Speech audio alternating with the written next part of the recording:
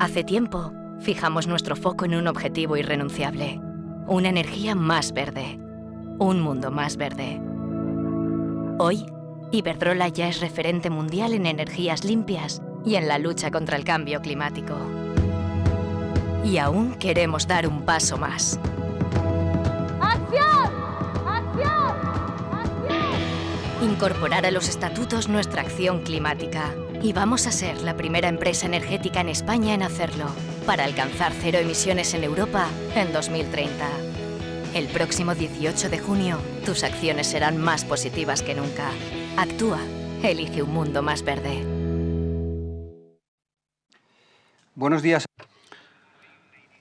Buenos días, señoras y señores. En primer lugar, queremos ofrecer una cálida bienvenida a todos los que se han conectado para los resultados del primer trimestre del 2021. En segundo lugar, les deseamos un año 2021 sano para todos y sus familias. Y ahora, la razón por la que estamos aquí, la presentación de resultados del primer trimestre, que seguirá nuestro formato normal. Empezaremos con un repaso general a los resultados y principal evolución por parte del equipo ejecutivo con el que contamos habitualmente, nuestro presidente y CEO, señor Ignacio Salán, señor Francisco Martínez Córcoles, CEO de negocios, y por último nuestro CFO, José Sainz. Y luego pasaremos a la sesión de preguntas. Y quiero recalcar que solo recibiremos preguntas a través de la web. Por lo tanto, por favor, hagan sus preguntas solamente a través de la página web www.iberdrola.com. Además, esperamos que el evento de hoy no dure más de 60 minutos y esperamos que esta presentación resulte útil e informativa para todos. Y ahora, sin más demora, paso la palabra a nuestro presidente y CEO, señor Ignacio Galán. Buenos días a todos y muchas gracias por vuestra asistencia a la teleconferencia celebrada el día de hoy. Los resultados que hoy presentamos demuestran nuestro compromiso con la ejecución para impulsar una recuperación verde y el crecimiento sostenible en todas las geografías. En los primeros meses de 2021, el desempeño de Iberdrola está siendo mejor del esperado, a pesar del COVID-19 y sus efectos negativos sobre la actividad económica. Los principales motivos de esta evolución positiva son unos mayores ingresos, principalmente como resultado del crecimiento de la demanda, una mayor producción, nuevos marcos tarifarios, un mayor número de contratos y mejores precios. Y también a los continuos esfuerzos en eficiencia operativa con los gastos operativos que se han mantenido alterados pese a la mayor actividad. También hemos acelerado nuestras inversiones, habiendo alcanzado importantes hitos en nuestros principales proyectos, en especial en los de eólica marina. Esto nos está permitiendo contribuir a la recuperación económica, con cerca de 6.000 nuevos empleados en el grupo en solo 12 meses y la creación de varios miles de nuevos empleos a lo largo de la cadena de suministro. Las integraciones de PNM Resources y Neoenergia Distribuição Brasilia están también avanzando mejor que lo que habíamos previsto. Hemos continuado mejorando nuestro perfil financiero, impulsado por un flujo de caja creciente, y en el contexto actual de mercados volátiles mantenemos el impacto del tipo de cambio mejor de lo que esperábamos gracias a nuestra diversificación geográfica y política de coberturas. Todo ello nos ha permitido compensar factores negativos imprevistos en estos 3 primeros meses, como el impacto del COVID, como he citado, que desafortunadamente continúa afectando a algunos de nuestros mercados. Y también el impacto de graves sucesos meteorológicos en España con la tormenta Filomena y México. Como resultado de todos estos factores, en el primer trimestre del año el beneficio neto ajustado creció un 12% hasta los 1.082 millones de euros. El EBITDA reportado ascendió a 2.814 millones de euros, un 2% más. Excluyendo el impacto asociado al COVID y a los tipos de cambio, el EBITDA creció un 12%, lo que demuestra el sólido desempeño subyacente del grupo. Las inversiones aumentaron un 45% hasta superar los 2.500 millones de euros, confirmando así la aceleración que anticipamos en el mes de febrero a pesar de las dificultades o las difíciles circunstancias externas, con 8.700 megavatios de capacidad renovable ya en construcción y un crecimiento del 65% en inversiones en redes. Gracias a estas inversiones verdes, solo desde enero hemos incorporado a casi 2.500 profesionales al grupo. Y hemos combinado crecimiento con una posición financiera aún más sólida, como muestran todas nuestras ratios de solvencia y nuestra liquidez de cerca de 17.000 millones de euros. Gracias a todos estos factores y tras el año récord registrado en 2020, el Consejo de Administración ha propuesto a la Junta General de Accionistas una remuneración total de 0,42 euros por acción, un 5% más en comparación con el año anterior. El EBITDA reportado, como he dicho antes, aumentó un 2% hasta los 2.814 millones de euros, gracias sobre todo al buen comportamiento de nuestro negocio de renovables, que creció casi un 30%.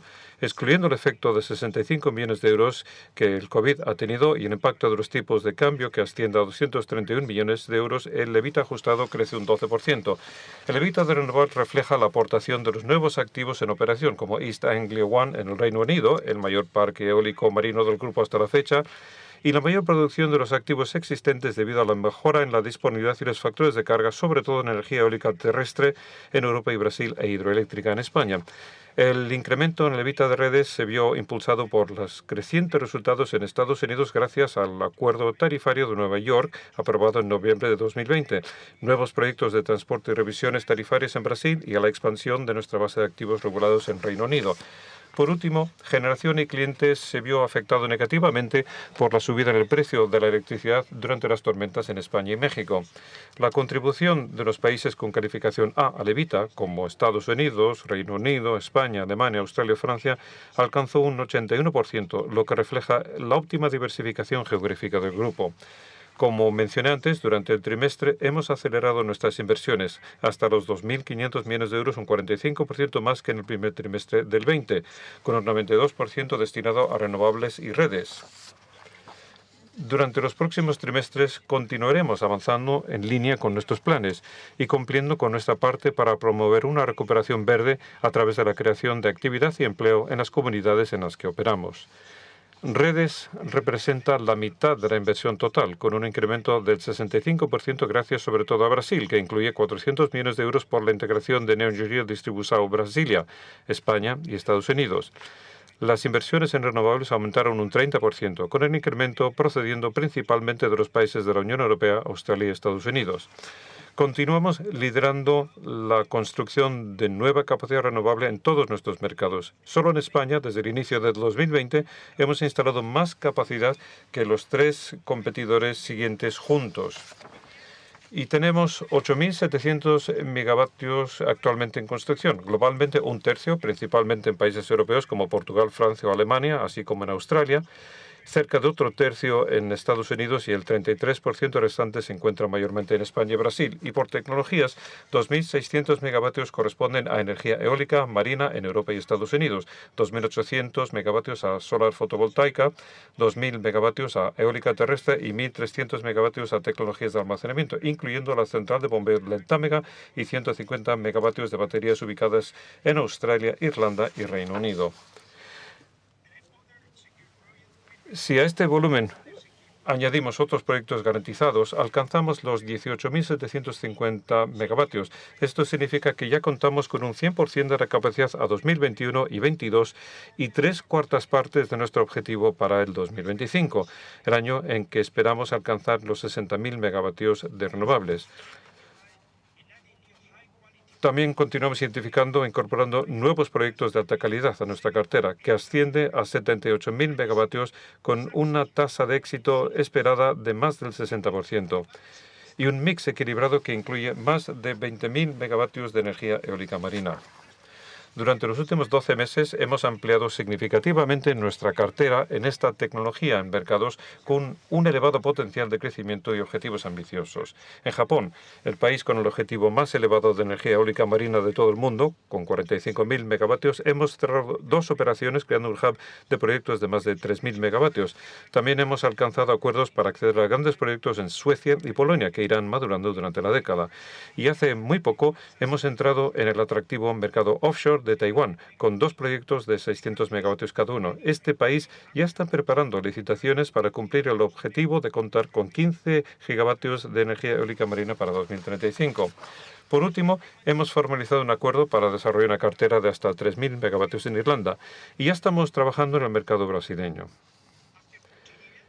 Llevamos 14 años trabajando en la industria eólica marina y hoy contamos con un equipo de profesionales altamente preparados de 30 nacionales dedicados plenamente a la eólica marina, que en los próximos meses alcanzará las 1.500 personas.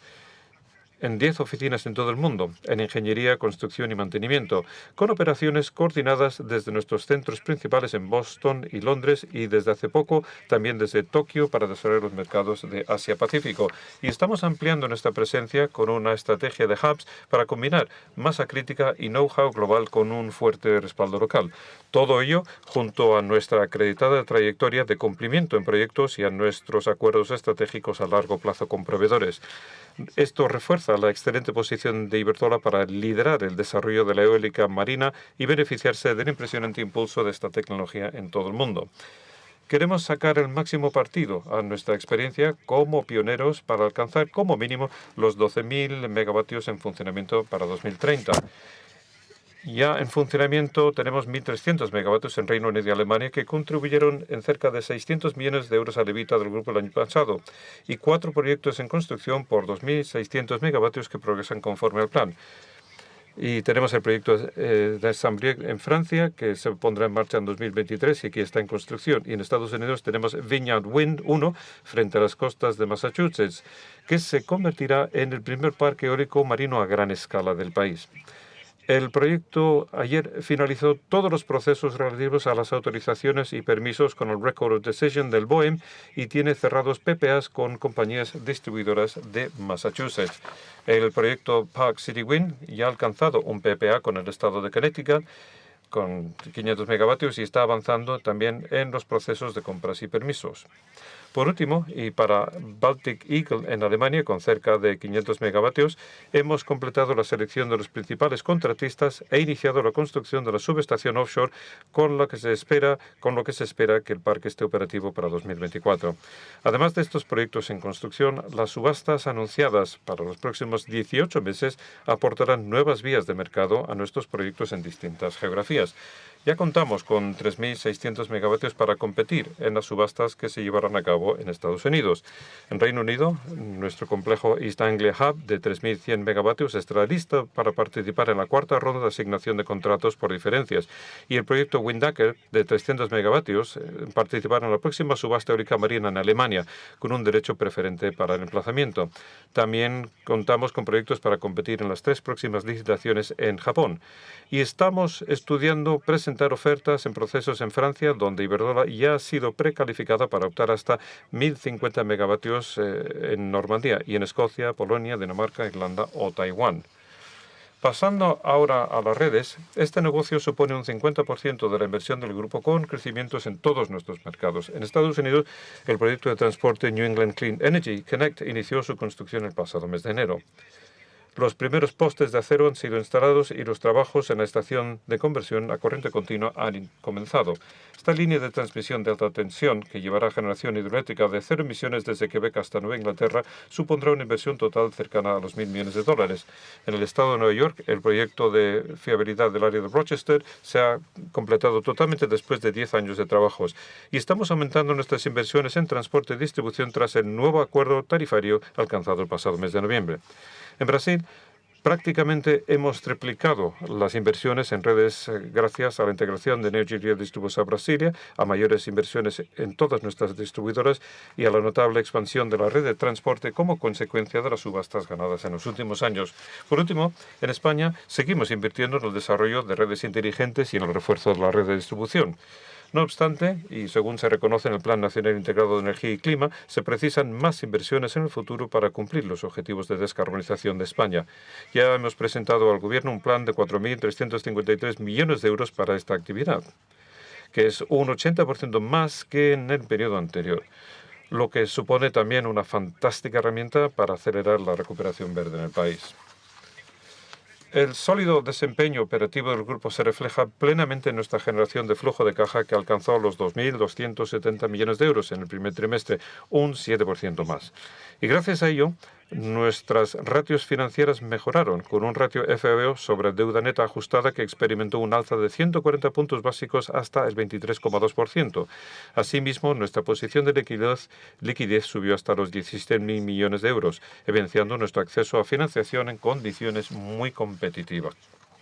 Durante el primer trimestre, Iberdrola firmó una nueva línea de crédito con 21 bancos ligada a indicadores de sostenibilidad por valor de 2.500 millones de euros y lanzó el mayor programa de pagarés sostenibles de una empresa española, con un saldo máximo de 5.000 millones de euros vinculado a nuestra contribución a los Objetivos de Desarrollo Sostenible de Naciones Unidas. Con estas dos operaciones, el grupo refuerza su liderazgo mundial en financiación verde y sostenible, alcanzando un total de 32.100 millones de euros hasta la fecha. Como sabéis, nuestras filiales cotizadas Avangrid y Neoenergia publicaron sus resultados estos últimos días, mostrando un sólido desempeño. En el caso de Avangrid, el beneficio neto ajustado creció un 50% hasta los 354 millones de dólares. El EBITDA ascendió a 752 millones de dólares, un 21% más, gracias al crecimiento en renovables y redes. Las inversiones brutas subieron un 24% hasta los 663 millones de dólares. En el caso de las renovables, la empresa está construyendo 1.600 megavatios de energía eólica marina, 900 megavatios de solar fotovoltaica y 400 megavatios de eólica terrestre. En redes, las inversiones crecieron un 42% tras la aprobación del acuerdo tarifario en Nueva York, como ya mencioné. Como sabéis, esperamos cerrar la operación con PNM Resources en México en los próximos meses, lo que generará oportunidades adicionales de crecimiento para el negocio de redes de Avangrid. Ya hemos obtenido las principales autorizaciones federales, así como la aprobación por parte de la Comisión Reguladora de Texas la semana pasada, y la compañía ha alcanzado acuerdos con varias de las principales partes en Nuevo México, por lo que la transacción podría cerrarse según lo programado en la segunda mitad del año. El buen progreso del trimestre nos ha llevado a incrementar nuestro guidance sobre el beneficio neto ajustado anual, situándolo ahora entre 696 y 758 millones de dólares para 2021. Esto supondría un aumento de hasta un 21% en comparación con el año 20. En el caso de Neoenergia, en Brasil registró un incremento del 50% en su EBITDA hasta alcanzar los 2.284 millones de reales brasileños, impulsado por las inversiones en curso en el negocio de redes y el sólido crecimiento en renovables. Esto, sumado a la reducción del gasto financiero, propició una subida del 75% en el beneficio neto, superando por primera vez en la historia de la compañía los 1.000 millones de reales. Tras la revisión tarifaria recién aprobada por CELPE, en Pernambuco, una empresa de Pernambuco, quiero decir, hasta marzo de 2025, todas las compañías de distribución de Neoenergia cuentan ya con marcos regulatorios fijados hasta como mínimo abril de 2023.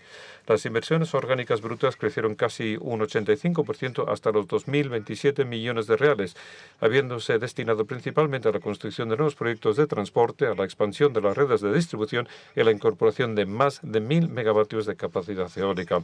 Como indiqué antes, la adquisición de Neoenergia Distribuição Brasilia se cerró a principios de marzo. Esta integración está avanzando más rápido de lo previsto. La compañía ha conseguido ya uno de los mejores índices mensuales de calidad de suministro jamás registrados y esperamos que empiece a contribuir positivamente desde el mes de abril. Nuestros planes de inversión para los próximos años están respaldados cada vez más por la ambición global en acción climática. El consenso en esta cuestión se puso de manifiesto una vez más en la cumbre de líderes sobre el clima organizada por la administración Biden hace escasas semanas, en la que todas las grandes economías anunciaron objetivos reforzados para alcanzar emisiones netas nulas. La Unión Europea, que lleva años liderando la acción a escala global, alcanzó un acuerdo para la nueva ley del clima que incluye el objetivo a 2030 de reducir las emisiones en al menos un 55% respecto a los niveles de 1990. Reino Unido, que acogerá la próxima COP en Glasgow, elevó su compromiso de reducción para 2035 hasta el 78%. Se trata del objetivo más ambicioso del mundo en términos comparables y tras su reincorporación al Acuerdo de París, Estados Unidos se ha comprometido a reducir sus emisiones en al menos un 50% para el final de la década respecto a los niveles de 2005. No obstante, la transformación del sector energético que estos anuncios implican solo podrá llevarse a cabo si se alcanza una coherencia absoluta entre los objetivos, las políticas energéticas y la regulación. Pero también tenemos buenas noticias en este sentido. Algunos gobiernos ya han comenzado a crear los marcos necesarios para lograr las cero emisiones netas y al mismo tiempo salir reforzados de la pandemia. En el caso de Estados Unidos, el American Jobs Plan destinará 100.000 millones de dólares para conseguir un sistema eléctrico totalmente descarbonizado para 2035, con más incentivos fiscales para fomentar la inversión en renovables, almacenamiento e interconexiones de alta tensión. Y también habrá iniciativas dirigidas a modernizar las redes eléctricas e impulsar la innovación en tecnologías como el hidrógeno verde. Asimismo, la Administración Federal está promoviendo el desarrollo de la industria eólica marina, agilizando la concesión de permisos y con nuevas áreas de arrendamiento con vistas a alcanzar los 30 gigavatios de capacidad en 2030.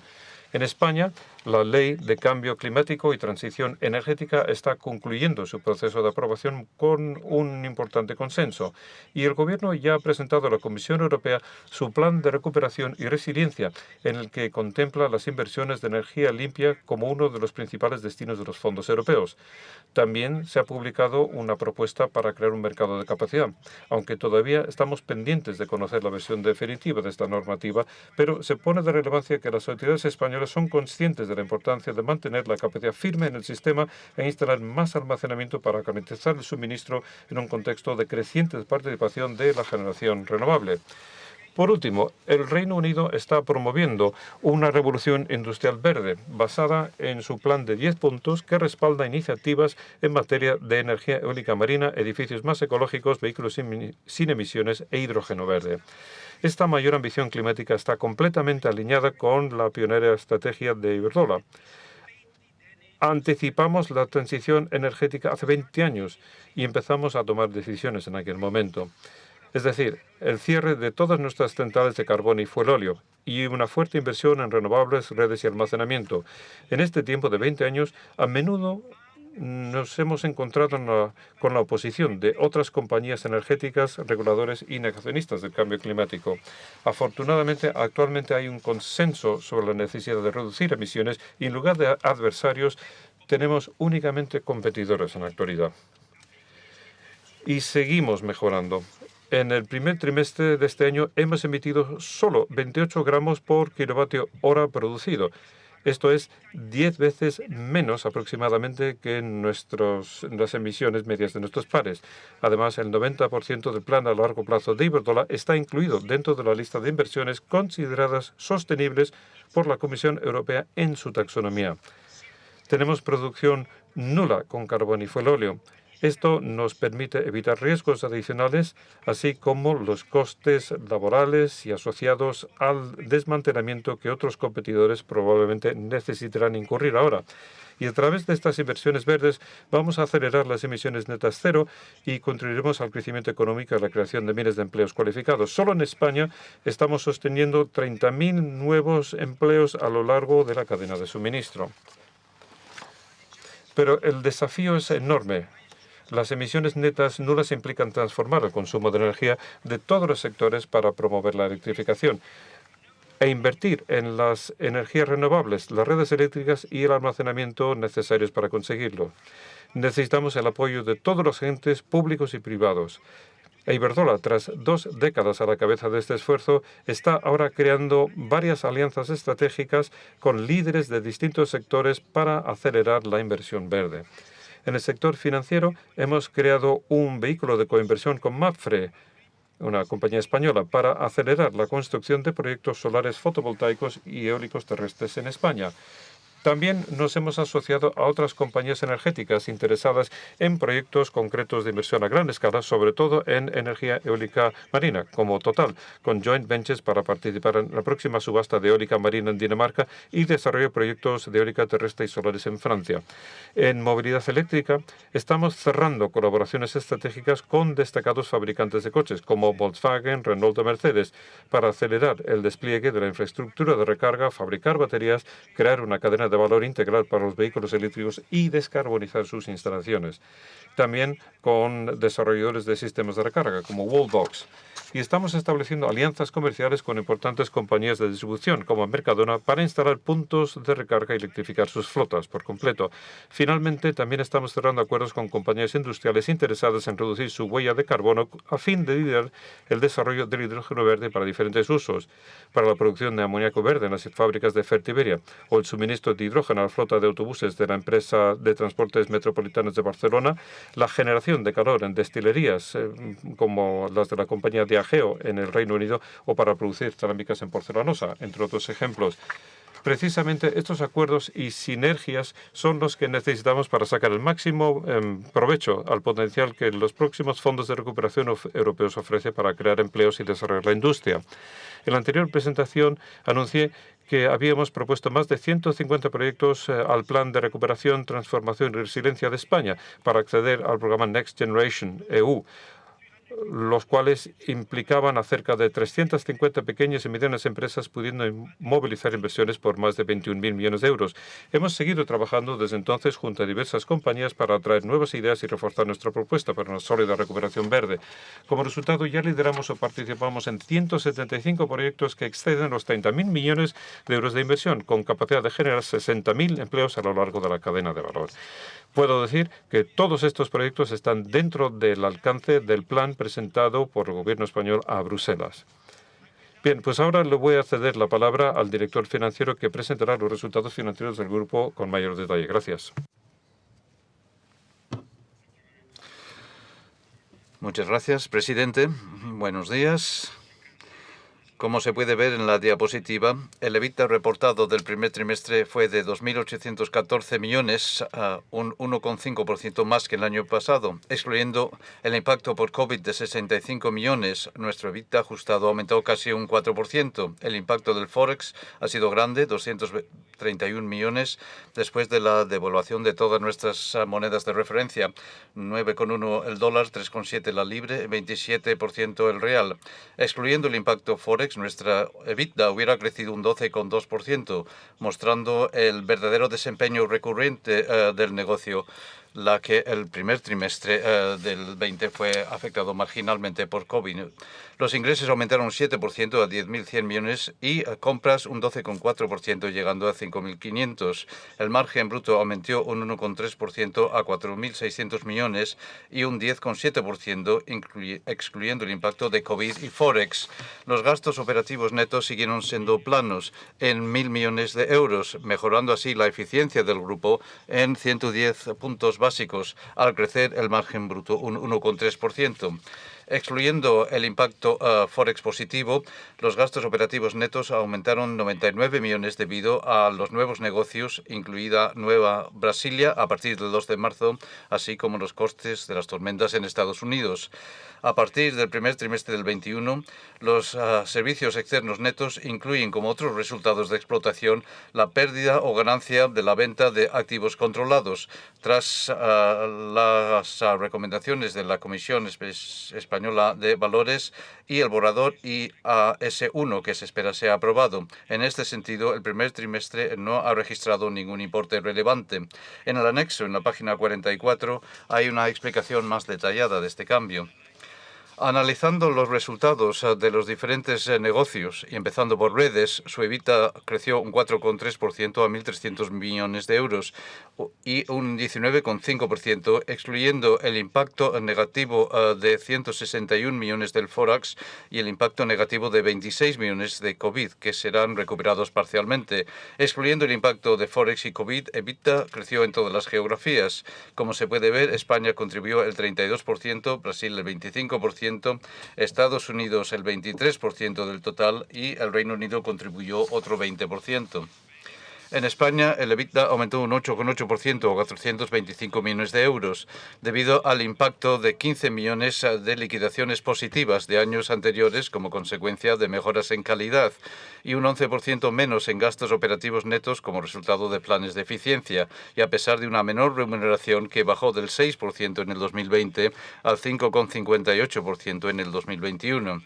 En Estados Unidos, el EBITDA IFRS subió un 17% a 358 millones de dólares, debido a aumento en inversiones y al reconocimiento de costes anteriores, pero afectado por costes de las tormentas. Excluyendo el impacto de COVID, el EBITDA hubiera crecido un 21%. El EBITDA US GAAP representó 483 millones de dólares, 125 millones por encima del EBITDA IFRS, debido principalmente a la diferencia en el timing de la contabilidad de los tributos, que en IFRS se contabilizan totalmente en el primer trimestre y en el US GAAP a lo largo del año. En Brasil, el EBITDA aumentó un 44% a 2.126 millones de reales, impulsando por un impacto positivo de 338 millones de la revisión de tarifas en compañías de distribución y un aumento de la contribución de los activos de transporte. 8 millones se deben a la integración de Neo Brasil a partir del 2 de marzo, así como la contención de costes debido a los planes de eficiencia. Excluyendo el impacto de COVID sobre demanda, el EBITDA hubiera crecido un 48%. Por último, en el Reino Unido, el EBITDA bajó un 1,6% a 235 millones de libras, afectado por una demanda menor en 7 millones de libras debido a COVID. Excluyendo el COVID, hubiera crecido el EBITDA un 1,4%. En renovables, el EBITDA creció casi el 28%, con 932 millones de euros y un 34%, excluyendo el impacto Forex negativo de 46 millones. Impulsado por el fuerte crecimiento en España, Estados Unidos, México y Brasil, la producción aumentó un 19%, con un 8,5% más de capacidad instalada, que llegó a 35.000 megavatios, y un mayor factor de carga, con un mayor precio medio en España y en Estados Unidos. Como se puede ver, España contribuyó un 35% a la EBITDA, el Reino Unido 25%, Estados Unidos 23% e Iberdrola Energy International 10%. En España, el EBITDA fue de 321 millones de euros, un 76% más que el año pasado, gracias a un mayor precio de venta al negocio de suministro y un aumento del 40% en producción, con 54% más en hidroeléctrica, 17% más onshore y 128% en fotovoltaica, con una capacidad instalada que ya ha llegado a 1.264 megavatios. En Estados Unidos, el EBITDA subió un 74% a 260 millones de dólares, con el impacto positivo del tiempo frío en Texas y la nueva capacidad. En el Reino Unido, el EBITDA bajó un 2,5% a 209 millones de libras, debido a un 29% menos de producción onshore, parcialmente compensado por una mayor producción offshore en un 56% debido a la contribución de East Anglia ONE, y también tiene que ver con menores precios. En el negocio internacional, el EBITDA cayó un 16% a 91 millones de euros debido a la menor contribución de Wikinger y mayores costes de desarrollo, a pesar de la mayor contribución de Infigen y Alto Power. En Brasil, el EBITDA aumentó un 64% a 197 millones de reales gracias al impacto positivo de liquidaciones en acuerdos de concesiones hidroeléctricas. Y por último, en México, el EBITDA aumentó un 68% a 46 millones de dólares gracias a la mayor capacidad operativa procedente de las plantas onshore de Pía y Santiago y la fotovoltaica de Cuyacao. En generación y suministro, el EBITDA bajó un 38,8% a 528 millones y un 24%, excluyendo el impacto negativo de 21 millones de Forex y COVID. El negocio ha sido afectado negativamente por condiciones climáticas extremas, como comentaré.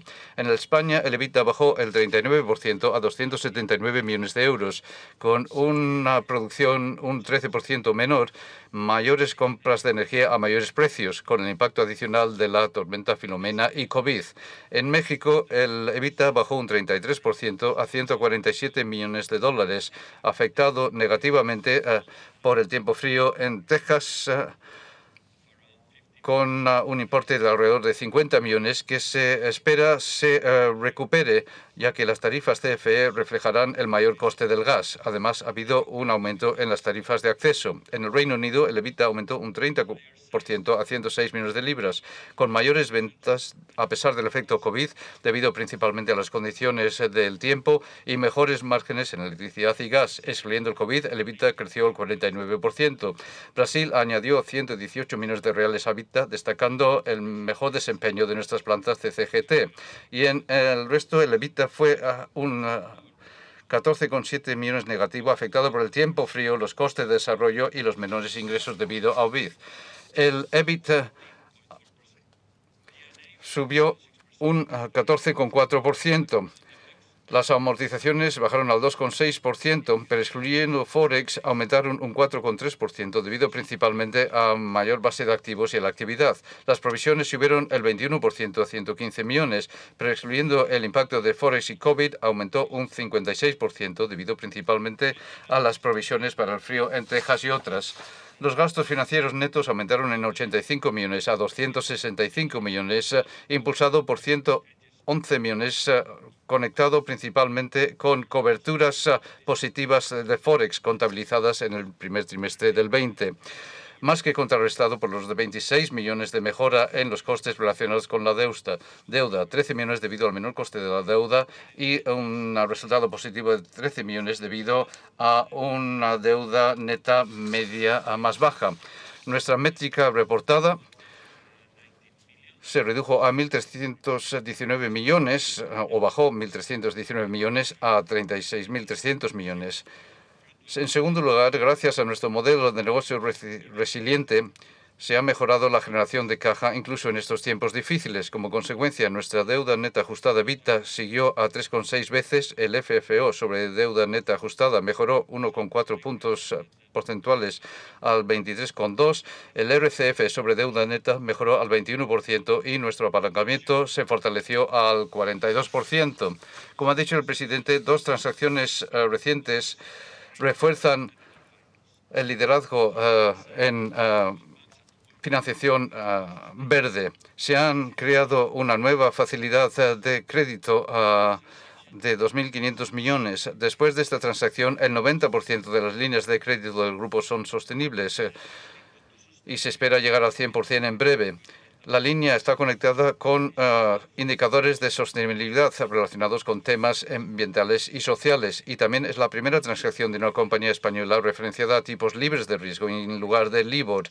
Y por primera vez la facilidad va a incluir una contribución anual a un proyecto sostenible. La contribución variará según el grado de utilización de la línea y se hará en colaboración con todas las instituciones financieras que han firmado esta línea de crédito sostenible. También el 15 de abril Iberdrola lanzó un programa de 5.000 millones de pagarés sostenibles. Iberdrola sigue siendo el mayor emisor privado de bonos verdes del mundo. El beneficio neto ajustado aumentó un 12,4% a 1.082 millones, comparado con el beneficio neto ajustado del primer trimestre del 20 de 963 millones. El beneficio neto ajustado excluye los impactos extraordinarios, incluyendo COVID y otros ítems recurrentes, pero no el impacto del Forex, ya que consideramos el Forex parte del riesgo que trae el ser un actor global. Respecto a los impuestos sobre sociedades, en marzo el Reino Unido presentó un nuevo paquete fiscal que aumentó el tipo de impuesto del 19 al 25% a partir del 1 de abril del 23. Como resultado, esperamos un impacto negativo de 450 millones de impuestos diferidos en el 2021 en nuestra cuenta de resultados, pero sin impacto sobre caja. Esto será contabilizado cuando se aplique después del segundo o tercer trimestre. Esperamos que este impacto negativo sea compensado total o parcialmente por otros impactos positivos. Hay algunas noticias en la prensa hoy que seguimos analizando. En el anexo podrán encontrar el calendario para el pago del dividendo complementario. Y ahora el presidente terminará esta presentación. Muchas gracias. Muchas gracias, Pepe. Y para concluir, me gustaría destacar que los resultados de este primer trimestre han superado nuestras expectativas y previsiones. Hace 20 años vimos claramente la necesidad de descarbonizar la economía y las oportunidades que esto supondría en términos de inversiones, desarrollo industrial y creación de empleo. Desde entonces hemos liderado el despliegue de las energías limpias y de las redes eléctricas y ahora continuamos acelerando. De hecho, ya nos hemos situado por delante del plan que presentamos el pasado noviembre ante ustedes. Un 75% de la nueva capacidad renovable prevista para el 2025 ya está operativa, en construcción o asegurada. El 90% de nuestras inversiones en distribución están cubiertas por marcos regulatorios ya cerrados hasta al menos 2023 y continuamos expandiendo nuestras actividades de transmisión. Prevemos que nuestras subsidiarias en Brasil y Estados Unidos sigan comportándose mejor a lo esperado, impulsadas por unas fuertes perspectivas de negocio y las integraciones de Neoenergia Distribución Brasil y PNM Resources. Nuestros proyectos de eólica marina avanzan más rápido de lo que inicialmente planeamos y nos veremos beneficiados por mayores oportunidades gracias a las nuevas subastas y plataformas de crecimiento que hemos creado en países como Japón, Polonia, Irlanda o Taiwán. Y finalmente, estamos forjando importantes alianzas estratégicas para acelerar la electrificación con empresas líderes de distintas industrias. Todo ello nos da incluso una mayor seguridad a la hora de reafirmar nuestro guidance para 2021 y los años siguientes. Hoy, por lo tanto, confirmamos nuestra previsión para 2021 de un beneficio neto reportado entre 3.700 y 3.800 millones de euros. Esto excluye los potenciales ajustes en la normativa fiscal propuestos en varios países que, en casos como que es el caso que se da en el Reino Unido, en mayor medida no supondrían salida de caja. El crecimiento vendrá impulsado por la contribución de nueva capacidad renovable, el efecto positivo derivado de los nuevos acuerdos tarifarios e inversiones adicionales y redes y mejoras en eficiencia operativa en todos los países. A la vista de estas perspectivas sobre el beneficio neto, podemos ratificar hoy nuestra previsión de una remuneración al accionista de 0,44 euros por acción con cargo a los resultados de 2021. A continuación, estaremos encantados de responder a las preguntas que deseen formular. Gracias.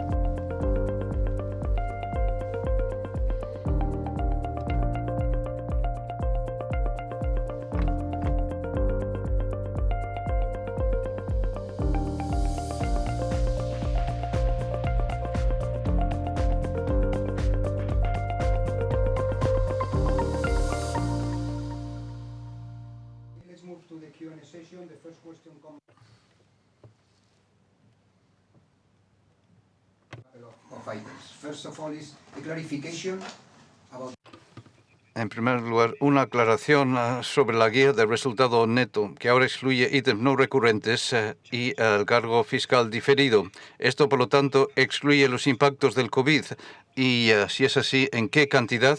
¿Nos pueden dar un guidance para EBITDA en el 2021, o al menos su opinión sobre los diferentes negocios y países?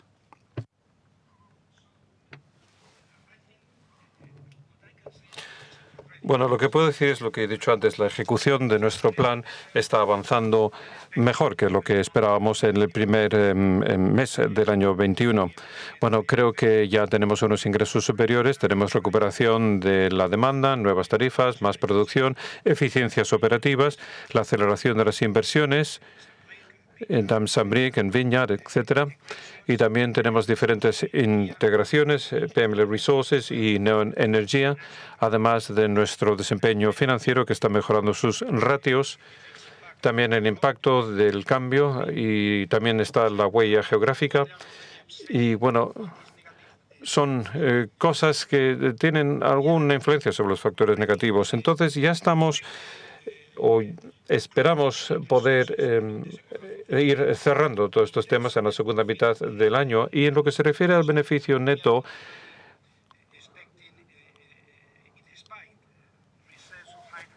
bueno, aun a pesar de que tenemos reservas hidroeléctricas superiores, no esperamos nada diferente en este campo.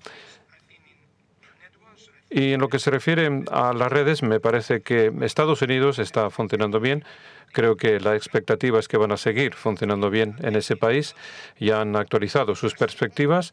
En Brasil, bueno, yo creo que los resultados se están moviendo por buen sendero. Es decir, están mejorando sensiblemente y no esperamos que suceda nada negativo en lo que se refiere a este tema.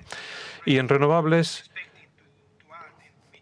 esperamos incorporar entre 4.000 y 4.500 megavatios nuevos antes de finales del año y creo que esto también va a hacer una aportación significativa. Y los nuevos precios, bueno, esperamos que estos precios tengan también una serie de impactos positivos.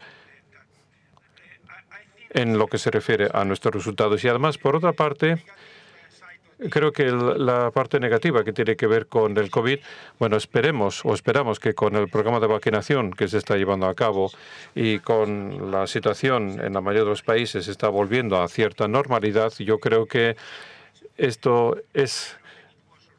el efecto va a ser bastante menor que lo que ha sido en la primera parte del año.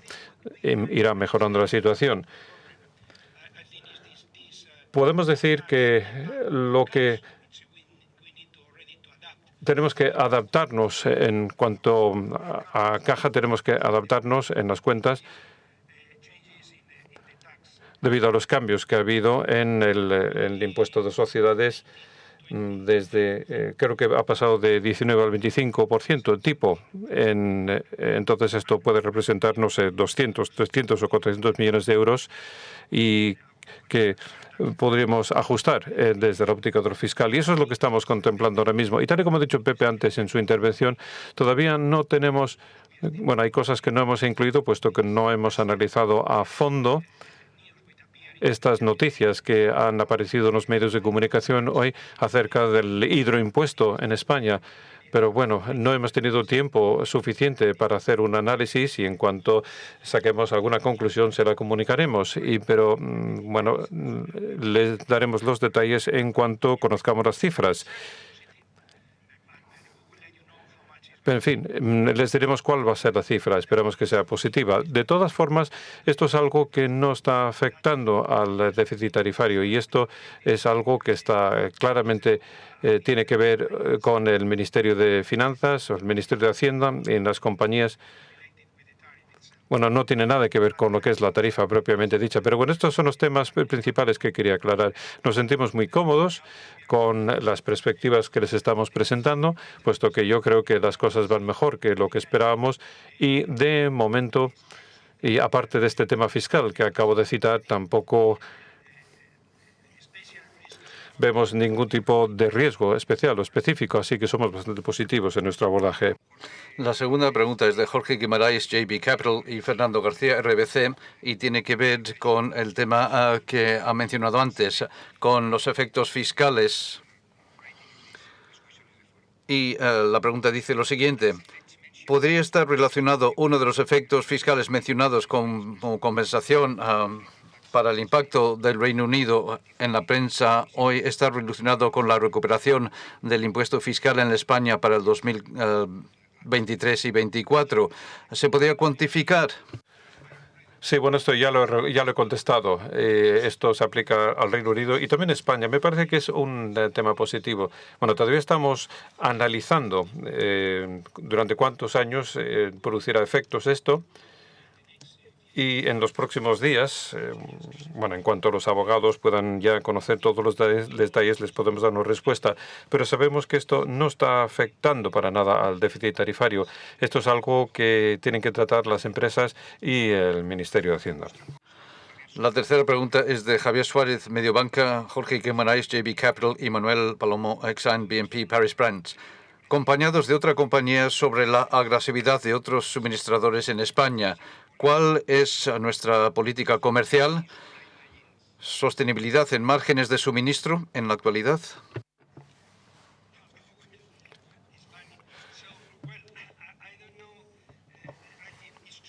Sí, es cierto.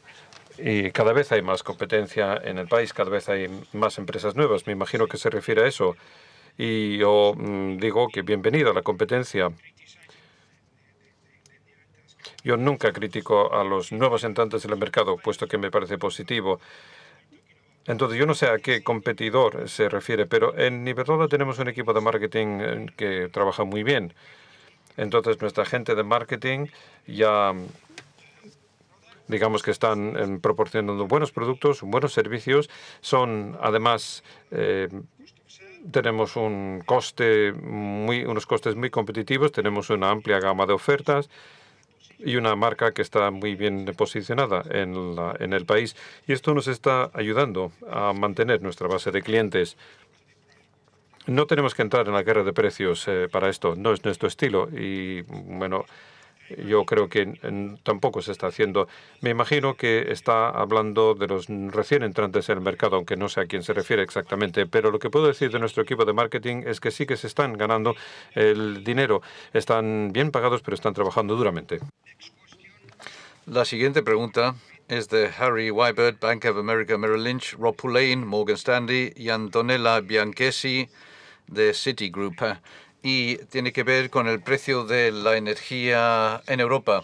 ¿Cuál es la opinión de Iberdrola sobre la sostenibilidad de los precios más altos en vista de que la curva en España está fuertemente retrodatada? Los futuros de 2024 están muy por debajo del 2022. En segundo lugar, ¿tenemos miedo a algún efecto fiscal que lo compense? Estamos viendo aumentos en precios PPA como respuesta a mayores precios de la energía. Y por último, ¿nos pueden recordar la cobertura de precios de energía para el 21 y 22? Lo que está pasando con los precios en Europa nos da un ejemplo. El CO2 creo que representa más o menos 50 euros y me parece que esto está contribuyendo respecto al precio sobre un rango de 20 o 25 euros en lo que se refiere a la tarifa. Y después tenemos el precio de las materias primas. Creo que el gas se ha situado en niveles de 60 o 65 por megavatio hora, lo cual nos da el rango actual. En el caso de España será un poco más, puesto que ya hemos tenido un aumento, o más bien un impuesto del 7% sobre producción. Así que yo creo que esto es algo que es absolutamente lógico. Y tal y como decía, los precios de los carbonos no vienen de Arabia Saudí, sino que esto es un impuesto que se está utilizando para otros fines, para descarbonizar la economía. Y esto lo recogen las autoridades fiscales de diferentes países y se está utilizando y se va a utilizar en el futuro para, de esta manera, dar apoyo a otro tipo de actividades y para tomar decisiones ya muy concretas. Entonces, está claro que esperamos que los precios de las PPAs se puedan elaborar de acuerdo con los precios del mercado. Entonces, los PPAs no es más bien es el producto de la realidad. Y así son los tiempos. Es algo que se da en toda Europa. Los precios del gas natural han aumentado, los precios del CO2 también han aumentado para poder ayudar a la descarbonización de la economía. Y yo creo que esto también ha influido sobre el precio de la electricidad. Y dicho lo cual, yo creo que nuestra posición en cuanto a precios y en cuanto a coberturas, Paco, ¿podrías decir algo sobre eso, por favor? Sí, empezando por las cifras para el 2021. No esperamos ningún impacto porque todos los outputs impulsados por precios están totalmente cubiertos para el 70%, 75 a 80 euros por megavatio hora en el Reino Unido, precios similares y en este caso un 100% del output impulsado por precios del planeta. Y esto es muy importante porque la planificación es una cosa y la realidad es otra. Cuando tenemos que hacer frente a la realidad hay ajustes en cuanto a aumentos de demanda y de producción que no se pueden reducir. Y esto es para el 2022. Como decía, y para el 2023 en adelante estamos reduciendo las cantidades de acuerdo con el apetito del cliente. Para el 2023, por ejemplo, tenemos un 30% ya vendido, etcétera. Así que esta es nuestra posición. La posición abierta ahora respecto a los precios indican que los mayores niveles nos permitirán recuperar más dinero que habíamos previsto antes, probablemente. Y en este caso, este 30% abierto para el año siguiente nos permitirá conseguir más dinero. Sin embargo, es demasiado pronto para dar cifras concretas, pero es lo que estamos previendo. Y, desde luego, cuando hay condiciones meteorológicas extremas, como hemos tenido en México, en España, estas coberturas funcionan parcialmente.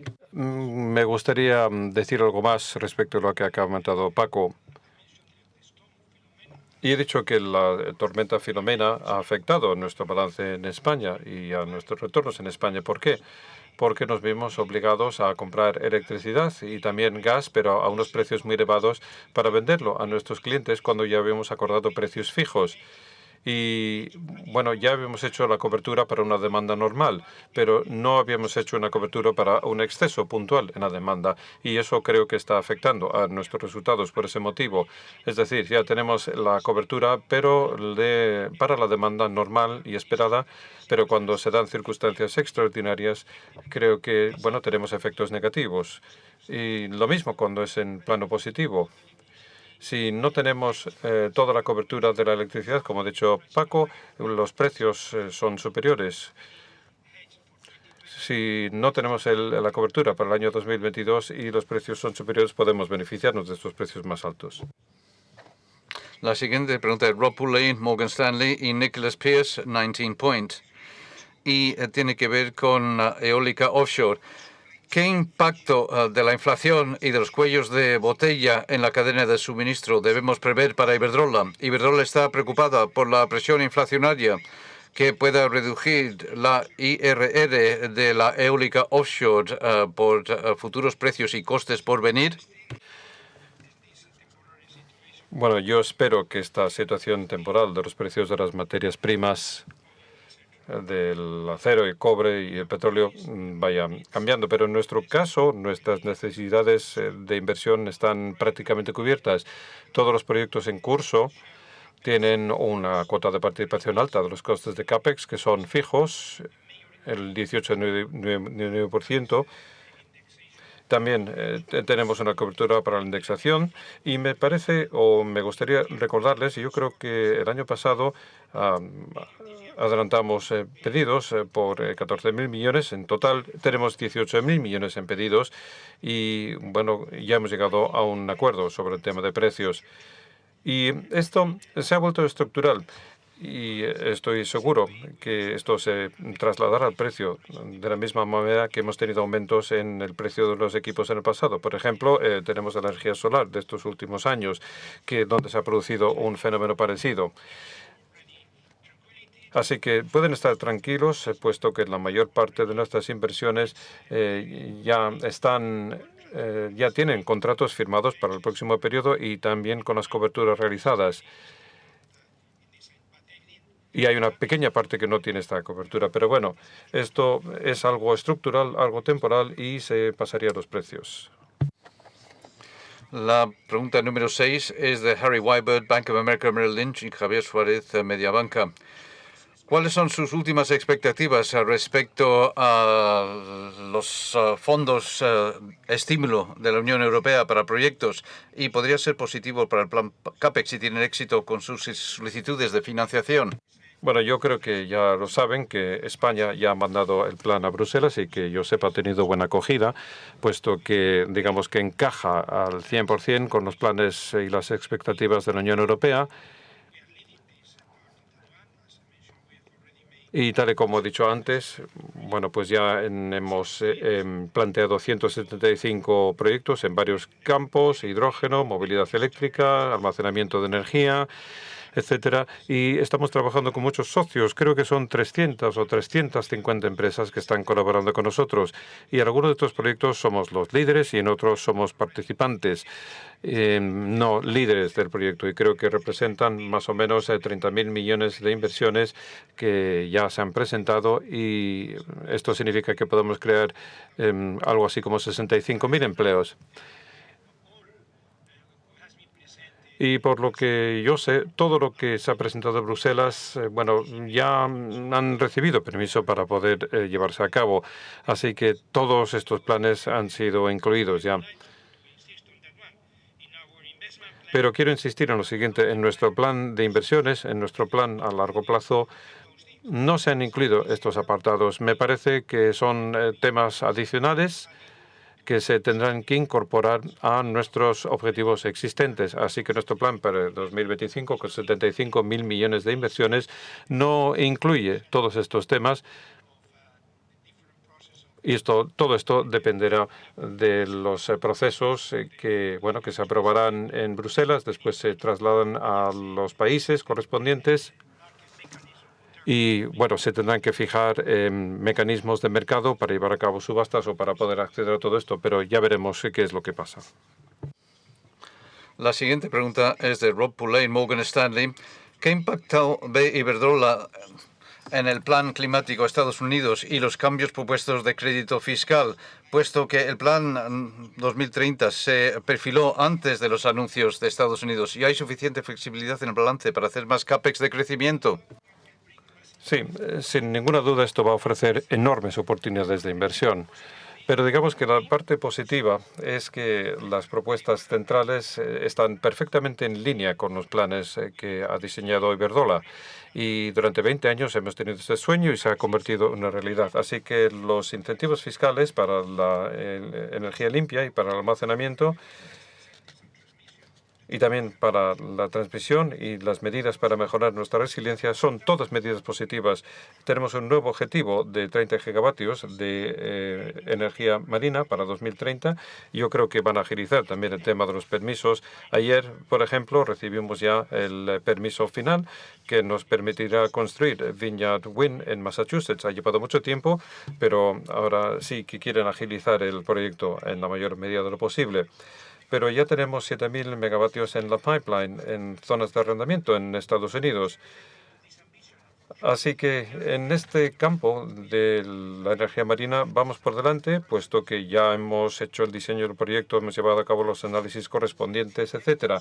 Y creo que en el caso de redes, bueno, tenemos el aumento potencial en el impuesto de sociedades. No sabemos si se va a producir o no, pero en todo caso sí que me gustaría recalcar que el 80% de nuestro negocio tiene que ver con redes y que ya cuenta con un marco regulador. Y todo esto se basa en los retornos después de impuestos. Es decir, si hubiera cambios en la tributación, bueno, no afectarían a nuestra empresa de una manera importante. Bueno, puede haber una excepción en el caso de Gran Bretaña, pero esto no va a afectar nuestro balance. En renovables, yo creo que esto sí que tiene un efecto positivo, puesto que habrá una monetización más rápida de nuestros créditos fiscales. Así que esto es algo que habría que tener en consideración. Así que a nivel global pensamos que todo esto es muy positivo y creo que esto está absolutamente en línea con lo que hemos estado soñando desde hace años y estoy seguro de que esto les va a proporcionar a nuestra filial, a Avangrid, les va a ofrecer enormes oportunidades de crecimiento en el caso de marino, terrestre, bueno, especialmente en marino y también en términos de redes y transmisión. Tenemos un par de preguntas del King Mamadouf de Bloomberg. La primera es si nos pueden dar una actualización sobre la situación regulatoria política en México y Brasil. En el caso de México no hay ninguna noticia nueva desde la última presentación de resultados y, como saben, la modificación propuesta de la ley sobre electricidad fue suspendida por los tribunales. En el caso de Brasil, las cosas van fenomenalmente bien y se acaba de aprobar una nueva tarifa para CELPE, para la empresa de Pernambuco, para la empresa que está en Pernambuco, y ya tienen un consenso sobre la tarifa anual y también la integración de la empresa de Brasilia va fenomenalmente bien y esto creo que, bueno, ya ha producido de hecho resultados positivos en el mes de abril. Y después está la construcción de la línea de transmisión. Esa construcción va perfectamente bien y seguimos buscando nuevas oportunidades en las nuevas subastas para ver qué es lo que va a pasar. Y yo creo que la Administración y los reguladores ya están manteniendo una regulación muy estable y muy predecible y yo creo que un buen ejemplo lo tenemos en lo que han hecho en cuanto a financiar a las empresas de distribución a lo largo del año pasado durante el confinamiento por el COVID. Así que esa es la noticia. En México no hay ninguna noticia, aparte de la modificación de la ley, que es algo que han suspendido los tribunales y las empresas ya están funcionando con normalidad, mientras que en Brasil las cosas van realmente bien. Otra pregunta del King Mamadouf tiene que ver con eólica offshore. Algunos pares han tenido problemas con el cable de transporte. ¿Es un riesgo para Iberdrola?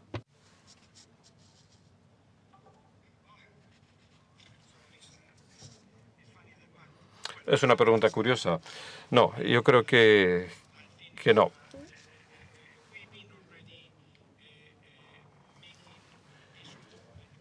Digamos que hemos estado metidos lleno en este tipo de proyectos en redes y transmisión desde hace muchísimos años, así que creo que tenemos bastantes conocimientos. Nuestros parques eólicos están diseñados para minimizar estos impactos derivados de los cables, y eso no es un tema nuevo para nosotros. Pero bueno, esto es lo que pasó hace algunos meses cuando surgió este problema y se habló sobre un bloqueo de este efecto. Entonces, en nuestra experiencia, consideramos que, bueno, contemplamos todos los escenarios operativos cuando hacemos el diseño, y esto lo incluimos también en nuestros costes futuros de mantenimiento y operación. Y ya estamos teniendo en consideración todos estos parámetros dentro de lo que es el diseño para evitar cualquier tipo de sorpresa negativa. Cuando diseñamos y calculamos el CAPEX y el OPEX para acudir a las subastas, tenemos en consideración todos estos escenarios potenciales que incluyen nuestros diseños y que también incluyen los costes operativos de cara al futuro. Así que no. La siguiente pregunta es de Fernando Lafuente Alantra en el KIMA, Mamadou Bloomberg. El coste de la deuda bajó 12 puntos básicos en el primer trimestre interanual. ¿Cómo esperan que se desarrolle su coste de la deuda en los próximos años si continúa el aumento reciente en el rendimiento de los bonos? Y también deuda prevista para final de año. Bien, en primer lugar, lo que tengo que decir es que la mayor parte de nuestra deuda es fija, e incluso con forward swaps. Por lo tanto, a este nivel, la deuda está fija a niveles del 75%, principalmente con el euro y el dólar, porque en el real brasileño, donde hay un pass-through entre la remuneración y el coste de la deuda, esta es la parte que está más abierta. Y también un poco con la libra. Entonces, evidentemente, si los tipos de interés, bueno, la parte larga de la curva no significa que vayan a subir los tipos de interés. Así que un mayor rendimiento de los bonos no afecte necesariamente el coste de nuestra deuda. Como decía, el real brasileño lo podría afectar, pero esto se ve compensado por un mayor EBITDA. Por lo tanto, en principio, evidentemente, si financiamos nuestro largo plazo tendrá algún impacto, pero no pensamos que será muy importante si se produce al menos en los próximos 2 años. Y la deuda que prevemos para finales de año, incluyendo la adquisición PNM, será alrededor de 43.000 millones, si no serán 36.000, 37.000 millones. Pero como ha dicho el presidente, esperamos cerrar PNM antes de final de año. Antoniola Banchese de Citigroup pregunta lo siguiente: ¿a qué nivel hay cobertura para las monedas en el 2021? Ya lo hemos hecho. Diría que alrededor del 80-90%. Siempre dejamos un margen dependiendo de los resultados, etcétera. Pero creo que estamos en una situación cómoda y a mejores tipos que lo que estamos viendo hoy con el dólar, por ejemplo. Javier Suárez, Mediobanca, el KIMA Madouf Bloomberg, tiene la siguiente pregunta. Después de la aprobación de BOEM, ¿qué otros proyectos deben seguir a Vineyard Wind en Estados Unidos? ¿El proceso de permiso se va a acelerar? ¿Cuál es el objetivo en IRRS? Tal y como he dicho, en Estados Unidos tenemos a Vineyard Wind, donde se han iniciado las labores de construcción. Y yo creo que ya tenemos también una PPA con Connecticut, que me parece que va a ser el siguiente y va a continuar la construcción. Y tenemos planes para empezar en 2023 y otro 2024. Así que en total son 1.700 megavatios, pero también tenemos otras 6.000 o 7.000 megavatios adicionales y que se concentran fundamentalmente en Kitty Hawk, en Carolina del Norte. y después 522 en la zona de Massachusetts, que yo creo que esto va a formar parte de la nueva subasta de offshore que va a llevarse a cabo en los próximos meses. Se han ya planteado nuevas subastas en Nueva York, también en Massachusetts, y creo que también Long Island, si no me equivoco, alguno de esos sitios.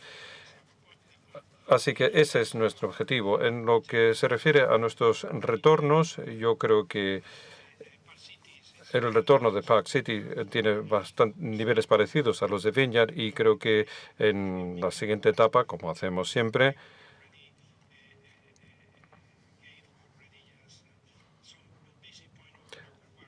vamos a conseguir algún punto adicional respecto a nuestro WACC, que yo creo que es lo que ha estado pasando algo, y los retornos superan los 200 puntos básicos por encima del WACC, y esa es nuestra expectativa. Así que ya hemos iniciado la construcción, ya se ha otorgado el proyecto, tenemos las PPAs, en fin, tenemos todo y estamos ya implicados en el proceso de permisos, y yo espero que con la nueva administración esto vaya a llevar bastante menos tiempo que en el caso de Vineyard para poder obtener los permisos correspondientes. Y bueno, unos serían 23 y otros 24, estarían ya plenamente operativos, y también con casi 7.000 megavatios de capacidad disponible en el emplazamiento, podremos participar en la nueva subasta que se va a llevar a cabo en los próximos meses para Massachusetts, para Nueva York y para alguna zona de Nueva Inglaterra, y también para Carolina o alguno de esos estados. Y creo que iremos bien y tenemos una posición muy sólida. Y creo que ya he dicho también que en Boston tenemos un equipo excelente, un equipo de diseño, y ya estamos llevando a cabo el desarrollo de la zona de Carolina del Norte con el proyecto de Kitty Hawk, y son 522, bueno, que ganamos hace algunos años, y vamos a participar en más subastas en el futuro. La pregunta 13 de James Brand, Deutsche Bank. ¿En qué nuevos mercados les gustaría entrar en renovables offshore?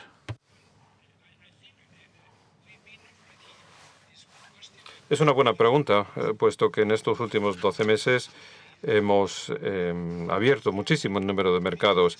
Hace 15 años empezamos en Gran Bretaña, porque ese es un proceso que lleva mucho tiempo, y ahora ya tenemos 1.300 megavatios ya en funcionamiento, y después viene Alemania.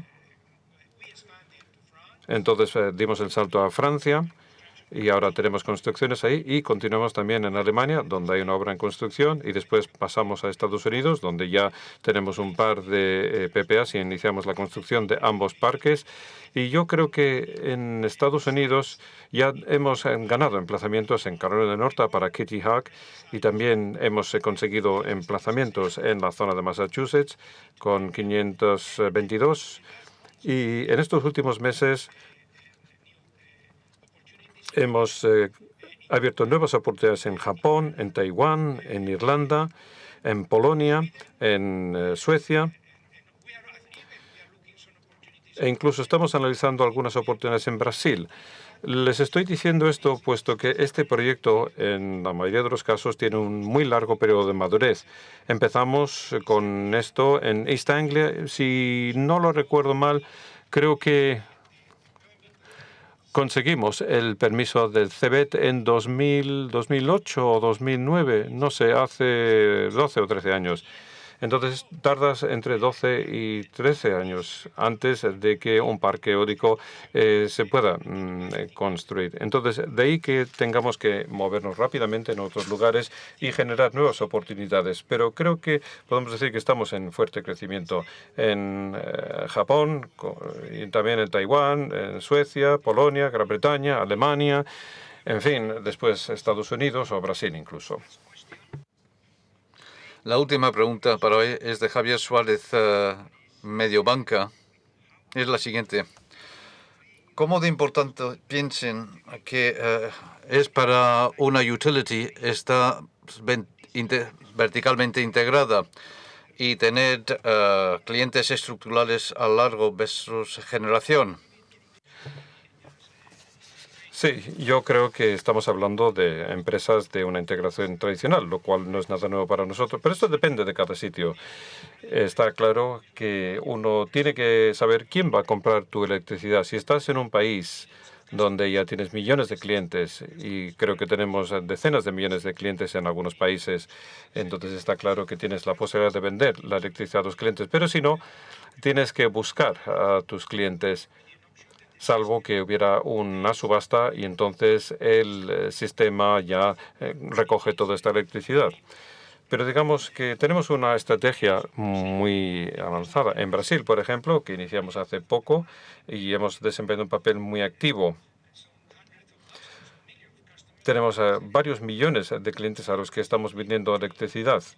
Y estamos haciendo exactamente lo mismo en Gran Bretaña y también lo mismo en Australia, que es una de las operaciones más recientes. Entonces, sí, en definitiva, bueno, yo vengo del sector industrial y en el sector industrial te hace falta una fábrica, pero también te hace falta el mercado. Y estoy plenamente convencido que tenemos que ser muy eficientes en nuestras fábricas, pero también tenemos que ser muy eficientes en el mercado. Y esto tiene que ver con la pregunta que se ha planteado antes acerca de nuestro comportamiento en España. Yo diría que nuestra gente de marketing está funcionando perfectamente bien, que es lo que tiene que hacer. Tanto la gente de marketing como la plantilla de ventas están vendiendo la electricidad que producimos muy bien, pero eso es positivo en todo caso. Y ahora voy a ceder la palabra de nuevo al señor Galán para cerrar este evento. Muchas gracias. Muchas gracias a todos por participar en esta teleconferencia.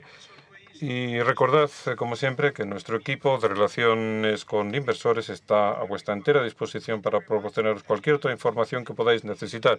Muchísimas gracias, pero quiero decirles que me siento optimista respecto a cómo está saliendo todo, cómo está el desempeño. Gracias.